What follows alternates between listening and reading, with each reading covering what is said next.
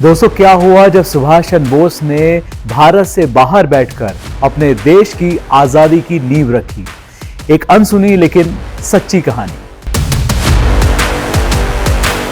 मैं सुभाष चंद्र बोस।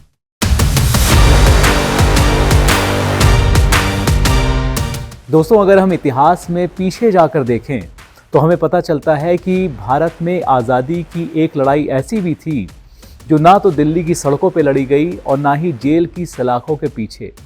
वो लड़ी गई भारत से हजारों किलोमीटर दूर जर्मनी के एक छोटे से रेडियो स्टेशन से। और उस लड़ाई का नेतृत्व कर रहे थे एक ऐसे भारतीय जो उस वक्त भारत में मौजूद ही नहीं थे। साल था 1942, जगह बर्लिन और नाम था सुभाष चंद्र बोस। आज मैं आपको इतिहास के उसी दौर में लेकर चल रहा हूं जहां अगर नेताजी ना होते तो आजाद हिंद शायद सिर्फ एक नारा बनकर रह जाता। 23 जनवरी 1897 को सुभाष चंद्र बोस का जन्म कटक, उड़ीसा में हुआ था। वो बचपन से ही असाधारण प्रतिभा के धनी थे।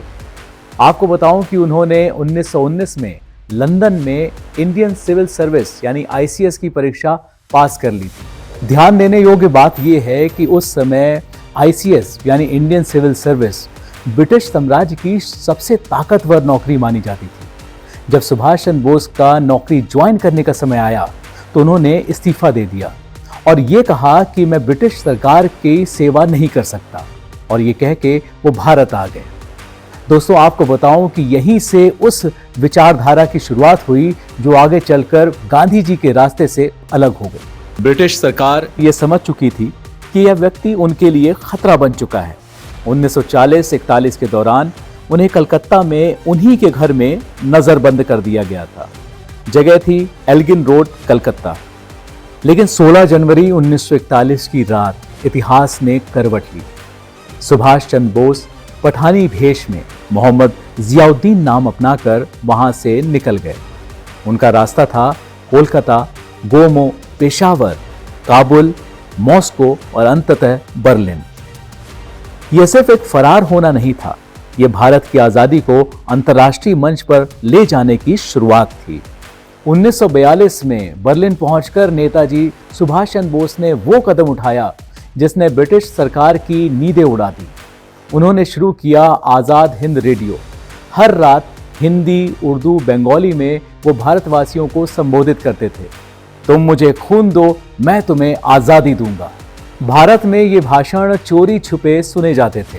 ब्रिटिश सरकार ने इसे सबसे खतरनाक प्रचार बताया था। यहीं जय हिंद को आधिकारिक अभिवादन बनाया गया और यहीं नेताजी इस नतीजे पर पहुंचे कि सिर्फ भाषणों से आजादी नहीं मिलेगी, इसके लिए एक सेना चाहिए। 1943 में सुभाष चंद्र बोस सिंगापुर पहुंचे। यहीं आजाद हिंद फौज एक वास्तविक सेना के रूप में संगठित हुई। इसके सैनिक थे भारतीय युद्धबंदी। कार्यक्षेत्र था मलाया और बर्मा। नारा था दिल्ली चलो। लेकिन सबसे क्रांतिकारी कदम था रानी झांसी रेजिमेंट का गठन। यह एशिया की पहली महिला सैन्य टुकड़ी थी। नेताजी का स्पष्ट विश्वास था कि आजादी की लड़ाई में महिलाएं और पुरुष दोनों बराबर हैं।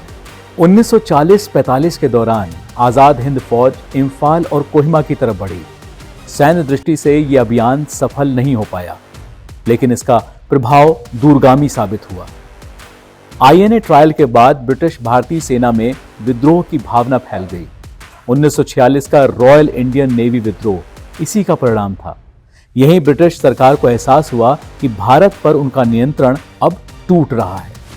दोस्तों, नेताजी ने भले ही आजादी की अंतिम तारीख तय ना की हो, लेकिन उन्होंने ब्रिटिश हुकूमत की जड़ें हिला दी थी और अंग्रेजों को यह एहसास दिला दिया था कि अब भारत गुलाम रहना स्वीकार नहीं करेगा।